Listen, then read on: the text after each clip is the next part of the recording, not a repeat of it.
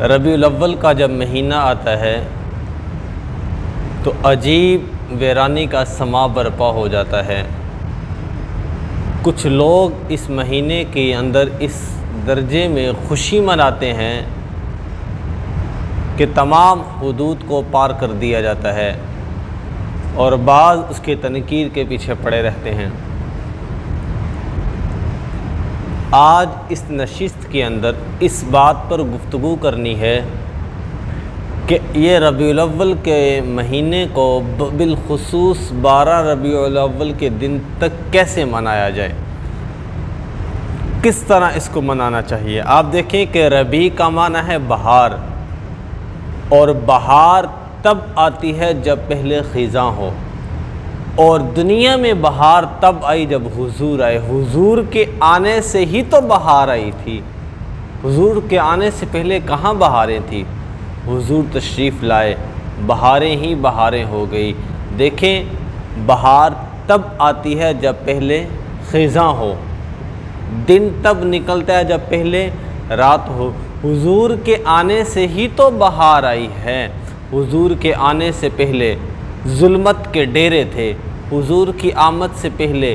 بے بسی کا عالم تھا، حضور کی آمد سے پہلے ظلمت ہی ظلمت تھی، حضور کی آمد سے پہلے بے بسی ہی بے بسی تھی۔ انسان تھے، انسانیت نہ تھی، جسم تھا، احساس نہ تھا، سر تھا، تاج وقار نہ تھا، دماغ تھا، سوچ نہ تھی، زبانیں تھی، صداقت نہ تھی، سینہ تھا، امانت نہ تھی، دل تھا، دھڑکن نہ تھی، زندگی تھی، بندگی نہ تھی، ظلم تھا، حلم نہ تھا، ظلمت تھی، ہدایت نہ تھی، جہالت تھی، علم نہ تھا، پھول تھا، خوشبو نہ تھا، چاند تھا، چاندنی نہ تھی، عدالتیں تھی، عدل نہ تھا، منصف تھے، انصاف نہ تھا، راہزن تھے، راہبر نہ تھے،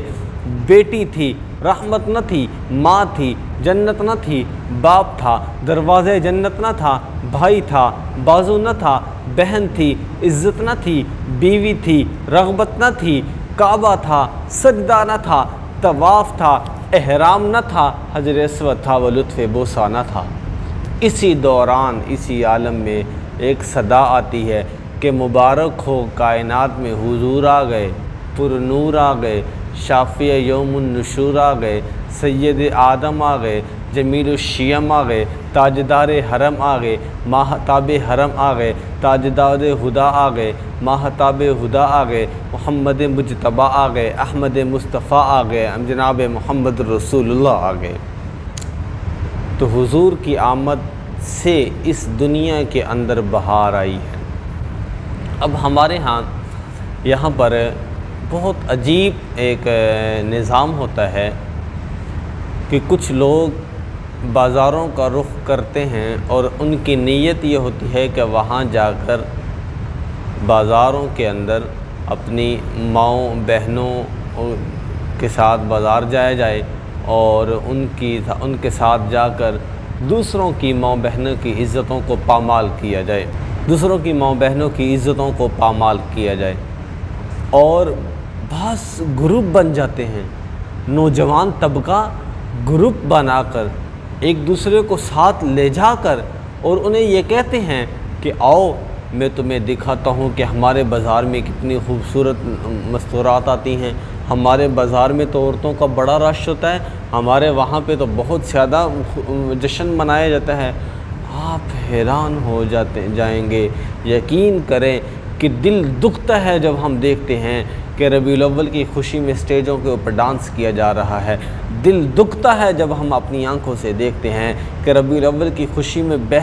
میری ماں میری بہن اپنے سر سے دوپٹہ اتار دیتی ہے۔ دل دکھتا ہے جب ربیع الاول کی خوشی میں آ کر میری ماں میری بہن بازار کا رخ کرتی ہے، اور اس کے جسم پر وہ لباس ہوتا ہے جس لباس کی شریعت گھر کے اندر بھی اجازت نہیں دیتی۔ تو مجھے آپ خود بتائیں کہ جب ہم ربیع الاول کو اس طریقے سے منائیں گے کہ جائے کہ ہم اس میں عبادات کریں، ہم اللہ کی نافرمانی کریں گے، تو اس کا کیا فائدہ ہوگا؟ کچھ بھی اس کا فائدہ نہیں ہوگا، یہ ہمارے لیے وبال بن جائے گا۔ دیکھیں، اس بات سے قطع نظر حضور کی ولادت 8 کو ہوئی، 9 کو ہوئی، 10 کو، یہ بات سب جانتے ہیں کہ 12 ربیع الاول کو وفات ہے۔ اب چونکہ یہ مسئلہ اتنا عام ہو چکا ہے کہ لوگوں کو اس بات پر لے کر آنا کہ بھائی آپ 12 ربیع الاول کو بالکل جشن منانا اور یہ جھنڈیاں اور یہ بازار سجانا تو یہ چھوڑ دو، نہیں چھوڑیں گے وہ۔ لیکن اب چونکہ اتنی زیادہ کام یہ غلط ہے، میں ان کو یہ نہیں کہہ رہا کہ یہ ٹھیک کر رہے ہیں، غلط کر رہے ہیں، لیکن ایسی گمراہی پر یہ اتنے زیادہ لوگ جمع ہو چکے ہیں کہ ان کو فی الفور منع نہیں کیا جا سکتا، جبکہ جس معاشرے کے اندر وہ رہتے ہیں ان میں سے کئی لوگ اس بات کو بھی تسلیم کرتے ہیں، لیکن ان کہنا یہ ہے کہ بھائی ہم کیا کریں، ہماری مجبوری ہے۔ تو بھائی حضور کی میلاد کی خوشی مجبوری میں نہیں منائی جاتی، اور اب تو نعوذ باللہ بڑے بڑے کیک لیے جاتے ہیں اور حضور کی ولادت کی خوشی میں ان کیکوں کو کاٹا جاتا ہے اور کہا جاتا ہے ہم حضور کی سالگرہ منا رہے ہیں۔ نعوذ باللہ الیاذ باللہ، کیسی فضول بات ہے۔ انسان کی عقل حیران ہو جاتی ہے کہ جس کام کو صحابہ نے نہیں کیا، جس کام کو کرنے کا حضور نے خود صحابہ سے نہیں کہا، تابعین نے نہیں کیا، ہمارے کسی اسلاف نے ایسا کام نہیں کیا، ہم اس کے پیچھے پڑ گئے۔ بھئی حضور کے نام کا کیک کاٹتے ہو اور پھر اوپر حضور کا کلمہ لکھتے ہو، اوپر حضور کا گنبد خضرا بناتے ہو، اوپر چھریاں چلاتے ہو، تمہارے دل نہیں دکھتے؟ تمہیں رونا نہیں آتا جب تم حضور کے نام پہ چھریاں چلاتے ہو؟ جب تم حضور کا نام کیک کے اوپر لکھ کر اس پر چھری چلاتے ہو، تمہارا دل نہیں کہتا کہ ارے یہ تو کیا کر رہا ہے، کس گناہ کا ارتکاب کر رہا ہے؟ معزز سامعین، ہم نے اس بات کو اچھی طرح سمجھنا ہے کہ ہم نے اگر 12 ربیع الاول تو یہ کہ ہم اس چیز کے پیچھے نہ پڑیں، اگر ہم بہت زیادہ اپنے آپ کو محبت والا کہتے ہیں تو پھر اس دن کے اندر حضور کی ذات پر زیادہ سے زیادہ درود پڑھیں۔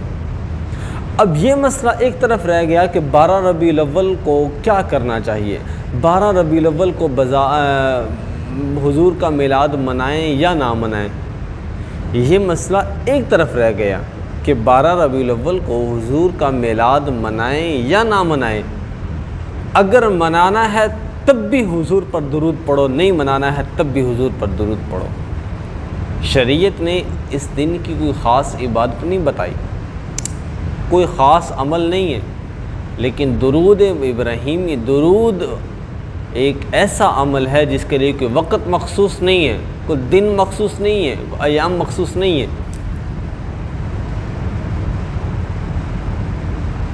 اور حضور صلی اللہ علیہ وسلم 63 برس تک دنیا کے اندر موجود رہے۔ حضور صلی اللہ علیہ وسلم کی زندگی میں 62 سالگرہ آئیں۔ کیا آپ نے کہیں حدیث میں پڑھا یا سنا کہ حضور صلی اللہ علیہ وسلم نے انتظام کیا ہو یا صحابہ کرام کو بتایا ہو کہ اس دن میں پیدا ہوا تو جشن منایا جائے؟ یہ بات یاد رکھیں، کسی کی ولادت کی خوشی اور کسی کی وصال کا غم اس قدر نہیں منانا چاہیے کہ ولادت کی خوشی میں اتنا زیادہ ہم خوش ہو جائیں کہ دین کو ہی بھول جائیں، اور غم میں اس قدر منہمک ہو جائیں، غم کے اندر اس قدر ملوث ہو جائیں کہ ہم اللہ تعالیٰ کے حدود کو پامال کرنا شروع کر لیں۔ اس چیز کی شریعت ہمیں اجازت نہیں دیتی، ہمیں اس بات کی اجازت نہیں ہے کہ ہم ایسے اعمال کا ارتکاب کریں۔ لیکن چونکہ اب بہت زیادہ یہ ایک رسم عجیب چل پڑی ہے، بازاروں کے اندر بازاروں کو سجانا اور وہاں پر مستورات کا اور مردوں کا اکٹھے ہو کر جانا، یہ سب سے بری چیز ہے، بدترین یہ فعل ہے۔ اور دکھ اس بات کا ہے کہ ہم اپنی ماؤں بہنوں کو خود ساتھ لے کے جاتے ہیں۔ بھائی کیا ہو گیا ہمیں؟ ہماری عقلوں پہ پردہ نہیں پڑ گیا؟ ہم اپنی عزت کو، ہم اپنی ماں کو، اپنی جنت کو، اپنی عزت کو خود بازار میں لے کے جا رہے ہیں اور کہہ رہے ہیں کہ آؤ دوسرے غیر محرموں کو کہ دیکھی جاؤ، میری بہنوں کو نظارے لے جاؤ۔ شرم آنی چاہیے، دکھ کی بات ہے، یقین کریں دل دکھتا ہے جب ہم ایسے حالات دیکھتے ہیں۔ بھئی ان اعمال سے بچے، ایسا نہ ہو کہ ہم خوشی کے اندر اس قدر پاگل ہو جائیں، حضور کے میلاد کی خوشی منانے میں اس قدر پاگل ہو جائیں کہ اللہ تعالیٰ کو ہمارے اوپر غضب ہو جائے، اللہ تعالیٰ کو غصہ آ جائے ہمارے اوپر، کہ ہم ایسے الٹے برے القابات کا برے افعال کا ارتکاب کرنا شروع کر لیں۔ آج یہی کچھ ہو رہا ہے، دل بندہ حیران ہو جاتا ہے جب دیکھتے ہیں کہ ٹولیاں کی ٹولیاں بازاروں کی طرف جا رہی ہیں اور کہہ رہے ہیں جی فلاں بازار زیادہ سجایا گیا ہے، وہاں بڑا کیک کاٹنا ہے، وہاں پہ چلتے ہیں، فلاں بازار زیادہ خوبصورت ہے، وہ زیادہ اچھی طرح سجایا گیا، ہم وہاں پہ چلتے ہیں۔ اور بڑی باقاعدگی کے ساتھ انتظام کر کے، اور عورتیں خوشبو لگا کر عمدہ سے عمدہ لباس پہن کر جاتی ہیں، ذرا ان کا دل نہیں دکھتا کہ ہم یہ کیا کر رہی ہیں؟ بھئی حضور کی خوشی مناؤ، لیکن اس قدر نہ مناؤ کہ تم اللہ کی نافرمانی میں مبتلا ہو جاؤ۔ اب 12 ربیع الاول کو جلس و جلوس کا ماشاءاللہ آج کل بہت زیادہ یہ شروع ہو جاتا ہے، جب ربیع الاول کا مہینہ آتا ہے، یہ اچھی چیز ہے، اس سے جانے سے آپ کو فائدہ ہوگا، حضور کی سیرت سے آشنائیت ہوگی، حضور صلی اللہ علیہ وسلم کے اخلاق آپ کے سامنے ہوں گے، آپ کو حضور کی سیرت کے حقائق آپ کے سامنے آئیں گے، آپ کو سمجھ آئے گی کہ بھئی حضور آپ کیا فرما رہے ہیں، حضور کا کیا طرز عمل تھا۔ اس سے جانے سے آپ کم از کم اتنی دیر تک تو گناہ سے بچے رہیں گے جتنی دیر تک آپ اس مجلس کے اندر، اس محفل کے اندر شریک ہوں گے، اتنی دیر تک تو بچے رہیں گے نا۔ تو یہی بہت بڑی غنیمت ہے اللہ تعالیٰ نے حضور صلی اللہ علیہ وسلم کی آمد سے پہلے، حضور صلی اللہ علیہ وسلم جب دنیا کے اندر تشریف لائے تو عجیب موسم، عجیب سما تھا۔ حضور صلی اللہ علیہ وسلم کی ولادت کے وقت عجیب کیفیت ہوگی، اٹھے نگاہ سے ہر شے نکھر گئی، تنویر صبح و رات کے رخ پر بکھر گئی، تشت و جبل سے نور کے کندے لپک پڑے، کلیوں کے جام پھولوں کے ساگر جھلک پڑے، برگ و شجر نہال ہوئے جھومنے لگے، آپس میں ایک ایک کا منہ چومنے لگے، کرنوں کا رقص ہونے لگا برگ بار پر، فردوس عکس ریز ہے ہر لالہ زار پر، تاریکیوں کا نام مٹا کر جہان سے، اتری عروس صبح نئی آن بان سے، بادل فضائے دہر پہ رحمت کے چھا گئے، آئی صدا کے سید کونین آ گئے، پر نور کعبہ اور بھی پر نور ہو گیا، بتھا تمام جلوہ گہ طور ہو گیا، پائی جھلک جو ساقی کوثر کے نور کی، زمزم سے موج اٹھی شراب طہور کی، بزم جہاں میں آج یہ کس کا ورود ہے، پیدائش ولادت میلاد بزم جہاں میں آج یہ کس کا ورود ہے، جبریل کے لبوں پر مسلسل درود ہے۔